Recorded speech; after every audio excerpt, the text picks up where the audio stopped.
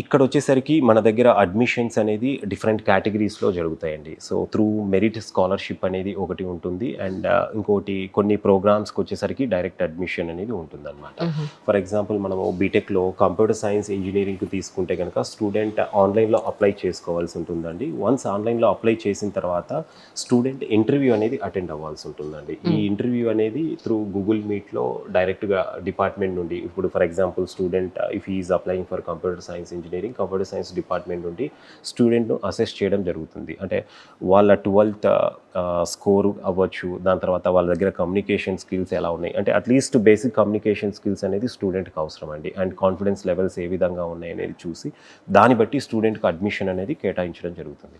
వేరాజ్ artificial intelligence and machine learning ఏదైతే నేను కొత్తగా ఇప్పుడు లాంచ్ చేసిన కాన్సెప్ట్ ఉందో no classroom concept with centre of excellence అనేది, దీనికొచ్చేసరికి ఇంటర్మీడియట్ మార్క్స్ అనేది 90 అబోవ్ పర్సెంటేజ్ అనేది కంపల్సరీ ఉండాలండి.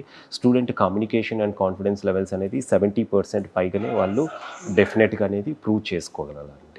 సో వేరే కోర్సెస్ అగ్రికల్చర్ కానివ్వండి, బీఎస్సీ అగ్రికల్చర్, బీబీఏ లాంటి ప్రోగ్రామ్స్‌కి అయితే జనరల్‌గానే డైరెక్ట్‌గానే వాళ్ళకు అడ్మిషన్ అనేది ఉంటుందండి వితౌట్ ఎనీ ఇంటర్వ్యూస్ అనేది. అంటే ఆ కోర్సెస్‌కి వచ్చే స్టూడెంట్స్ కూడా తక్కువగానే ఉంటారు డిఫరెంట్ స్టేట్స్ నుండి. కాంపిటీషన్ ఉన్న కోర్సెస్‌కి మాత్రమే ఇక్కడ ఫిల్టరేషన్ అనేది ఉంటుందండి.